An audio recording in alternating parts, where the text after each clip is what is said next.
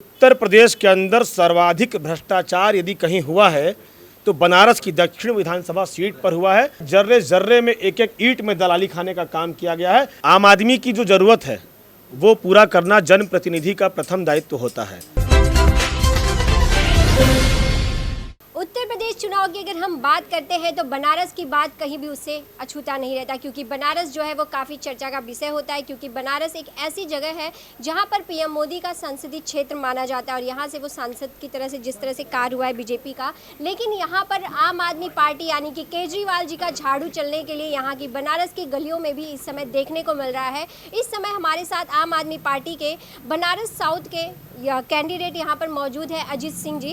तो अजीत जी, आप अभी गलियों में मिलते हुए मैंने सुना आपने कहा मुझे चुनिए, मैं ईमानदारी से काम करूँगा। क्या लगता है यहाँ अभी तक ईमानदारी से काम नहीं हुआ है? निश्चित रूप से मैं आपको बताना चाहूँगा, दुर्भाग्य बनारस शहर के लोगों का है कि देश के प्रधानमंत्री जिस शहर के सांसद हैं, जिस प्रदेश में सत्ता की हनक है, जिस प्रदेश के मुख्यमंत्री ने जीरो टॉलरेंस की बात की थी, जिस देश के प्रधानमंत्री अपने चुनावी जनसभाओं में कहते थे कि मैं ना खाऊंगा ना खाने दूंगा, आज मैं आपके माध्यम से खुले तौर पर इस बात का दावा करना चाहता हूं कि उत्तर प्रदेश के अंदर सबसे ज़्यादा भ्रष्टाचार यदि किसी विधानसभा क्षेत्र में हुआ है तो वो है बनारस का दक्षिण विधानसभा क्षेत्र। चूँकि स्मार्ट सिटी के नाम पर बनारस के दक्षिण विधानसभा में सैकड़ों सैकड़ों करोड़ रुपए के काम हुए हैं, इसमें कोई डाउट नहीं है। मैं बनारस के इसी दक्षिण विधानसभा क्षेत्र के एक वार्ड का निर्दलीय पार्षद भी हूँ। दूसरी बार मैं पार्षद हूँ, मैं निर्दलीय निर्वाचित पार्षद हूँ। मेरे वार्ड में भी स्मार्ट सिटी के नाम पर काम हुए हैं। यही वजह है कि मैं दावे के साथ कह रहा हूँ कि उत्तर प्रदेश के अंदर सर्वाधिक भ्रष्टाचार यदि कहीं हुआ है तो बनारस की दक्षिण विधानसभा सीट पर हुआ है। और प्रधानमंत्री चाहें तो इस चुनाव के बाद किसी निष्पक्ष जाँच एजेंसी से जाँच करवा लें, दूध का दूध पानी का पानी हो जाएगा। इस विधानसभा क्षेत्र के वर्तमान विधायक ने, सूबे की सरकार में राज्य मंत्री ने जमकर चरम पर भ्रष्टाचार किया है। जर्रे जर्रे में एक एक ईंट में दलाली खाने का काम किया गया है और इस बात की गवाह बनारस के इस विधानसभा क्षेत्र की एक एक जनता है। आप गलियों में जाइए, आपको मालूम हो जाएगा कि किस कदर चरम पर भ्रष्टाचार हुआ। यही वजह है कि मैं लोगों के बीच में कह रहा हूं कि मुझे मेरी ईमानदारी पर वोट दे देना। तो ईमानदारी के साथ किस प्रकार से यहाँ के बनारस के साउथ में आप झाड़ू चलाने के लिए तैयार हैं? आम आदमी की जो ज़रूरत है वो पूरा करना जनप्रतिनिधि का प्रथम दायित्व होता है। देश के संविधान ने भारत के लोगों को शिक्षा, सुरक्षा और चिकित्सा, ये तीन चीज़ें दी हैं और एहसान नहीं किया है, बल्कि बाबा साहब के संविधान में यह दर्ज है कि भारत के रहने वाले प्रत्येक नागरिकों को शिक्षा, चिकित्सा और सुरक्षा ये उनका अधिकार है। दुर्भाग्य इस देश के लोगों का है कि आज तक किसी भी सरकार ने देश के रहने वाले लोगों को उनका अधिकार नहीं दिया, बल्कि एक साजिश के तहत उन्हें उनके अधिकार से वंचित रखा गया। लेकिन अरविंद केजरीवाल भारत की राजनीति में एक ऐसे नेता का नाम है जिसने लोगों की आवश्यकता, लोगों के अधिकार को लोगों तक पहुँचाने का काम किया। अरविंद केजरीवाल अगर दिल्ली के अंदर मुफ्त शिक्षा, सरकारी विद्यालयों में शिक्षा की बेहतरीन व्यवस्था देने का काम किसी ने किया तो अरविंद केजरीवाल ने किया। सरकारी अस्पतालों में मुफ्त चिकित्सीय सेवा का यदि किसी ने काम किया तो अरविंद केजरीवाल ने किया। देश के किसी भी राज्य में मुझे नहीं लगता कि सरकारी सेवाएं इतनी बेहतरीन होंगी जितनी कि दिल्ली के अंदर है। तो अरविंद केजरीवाल ने भी किसी पर कोई एहसान नहीं किया। मैं उनकी पार्टी का उम्मीदवार हूँ, उसके बावजूद मैं कह रहा हूँ अरविंद केजरीवाल ने केवल और केवल देश के संविधान में जो अधिकार देश के नागरिकों को प्रदत्त है उसे देने का काम किया।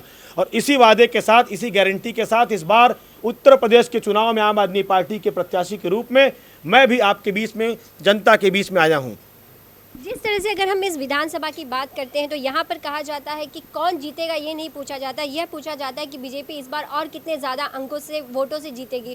तो ऐसे में क्या लग रहा है, जनता का किस तरह का आपको रिएक्शन और जनता की क्या प्रतिक्रिया आपको मिल रही है जब आप डोर टू डोर जाकर लोगों से मिल रहे हैं? नाराज़गी है, नो डाउट। 10 मार्च की तारीख इतिहास लिखेगी। मेरी बात को आपके रिकॉर्ड पर है, यदि मौका मिला तो 10 मार्च को हम फिर मिलेंगे आपसे। तारीख बदलेगी, इतिहास बदलेगा।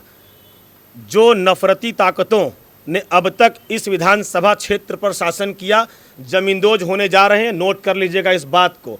बनारस की गलियों में बर्बादी का जो आलम भाजपा सरकार के निकम्मे विधायक ने चलाया है, उसका जवाब इन्हीं गलियों की जनता देगी, दक्षिणी का व्यापारी देगा, दक्षिणी की आम आदमी, आम जनता देकर रहेगी। इस बात को लिख लीजिएगा। मैं बार बार कह रहा हूं, सर्वाधिक भ्रष्टाचार बनारस के इस विधानसभा क्षेत्र में हुआ है। तो मुफ्त वाली जो मुद्दे हैं, मुफ्त को लेकर के यहाँ की जनता मुफ्त को अपना रही है। मैंने अभी पहले आपसे कहा ना कि कोई सरकार किसी पर एहसान नहीं करती। संविधान उठाकर पढ़ लीजिए, भारत के संविधान में स्पष्ट तौर पर लिखा है कि देश के नागरिकों को शिक्षा, सुरक्षा और चिकित्सा मुफ्त ही मिलेगा, वो उनका अधिकार है। हमें हमारे अधिकार से सभी सरकारों ने वंचित रखा। केजरीवाल वो है जिसने हमें हमारा अधिकार देने का काम किया। हर नागरिकों का हक है कि उनका बच्चा सरकार के स्कूल में मुफ्त पढ़े, लेकिन आज रिक्शा चलाने वाला भी सोचता है कि अपने बच्चे को हम प्राइवेट स्कूल में भेजेंगे। क्यों? हमारे घर में माँ बाप बीमार पड़ जाए, बच्चा बीमार हो जाए तो हम प्राइवेट अस्पताल की तरफ जाते हैं, हम सरकारी अस्पताल में क्यों नहीं जाते हैं? क्योंकि एक साजिश के तहत ऐसी व्यवस्था लागू कर दी गई कि हम सरकार के अस्पताल और सरकार के स्कूल से अलग निजी विद्यालय, निजी अस्पताल में जाते हैं, जहां गरीब आदमी तो अपना घर मकान बेच दे, कोई बड़ी गंभीर बीमारी हो जाए, किसी को कैंसर हो जाए, किसी के परिवार में किसी की किडनी फेल हो जाए तो मकान बिक जाता है। लेकिन दिल्ली में ऐसा नहीं है। दिल्ली की सरकार, किसी के इलाज में 1 करोड़ रुपए भी खर्च हो जाए, अगर पहले तो सरकारी इलाज, सरकारी अस्पताल में व्यवस्था मुफ्त है। अगर किसी कारणवश सरकारी अस्पताल में दिल्ली के लोगों का नंबर नहीं आता है और वो निजी अस्पतालों की तरफ अपना रुख करते हैं तो दिल्ली की सरकार पूरा पैसा देती है। तो कहां से ये मुफ्त की राजनीति हो गई? जो लोग मुफ्त की राजनीति का नाम ले रहे हैं वो लोग सिर्फ और सिर्फ जनता को गुमराह कर रहे हैं। जनता को जागना होगा। सही मायने में केजरीवाल, जनता को जगाने में आप कितने कामयाब हो पाए कि जनता को जगा पाए? इस सवाल का जवाब बेहतर होता है कि आप जनता से पूछ लेते हैं। तो अब आप जिस तरह से ग्राउंड लेवल पे रहकर आपने काम किया है, शायद वही तेज है जो आप आज हम कैमरे के सामने आप बोल पा रहे हैं, कॉन्फिडेंस के साथ 10 मार्च की बात कर रहे हैं। तो क्या 10 मार्च को लग रहा है हाँ आम आदमी पार्टी की जीत? निश्चित रूप से मैं फिर कह रहा हूं, 10 मार्च को बनारस के इस विधानसभा क्षेत्र में आम आदमी पार्टी का परचम मतलब आपका तिलक होना है? निश्चित रूप से। तिलक तो जनता करती है, लेकिन आम आदमी पार्टी का परचम लहराने का जिम्मा मैंने लिया है। ये कॉन्फिडेंस क्यों इतना? मैं 2 बार से निर्दलीय पार्षद हूं। मैं आपको बताना चाहूंगा, मैं बनारस के उस वार्ड का पार्षद हूं जिसे भाजपा का गढ़ कहा जाता है। मैंने 2 बार भाजपा के प्रत्याशियों को हराया है। मैंने प्रत्याशियों को नहीं हराया, मैंने भारतीय जनता पार्टी के मंडल अध्यक्षों को हराया है। 2 बार से मैं निर्दलीय पार्षद हूं। मेरे कार्यकाल का 1 वर्ष बाकी है। मैंने जनता के दर्द को बड़े करीब से देखा है। मैंने जनता के लिए जिया है। मुझे मालूम है कि जनता का दर्द क्या है और जनता को, लोगों को मुझ में यकीन है, मेरी काबिलियत पर भरोसा है। मैं डंके की चोट पर आज तक मैंने ईमानदारी की राजनीति की है।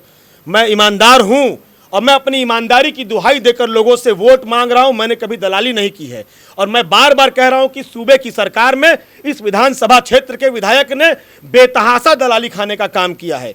अगर मैं गलत हूं तो सरकार मेरे खिलाफ मुकदमा करे, मुझे जेल भेज दे।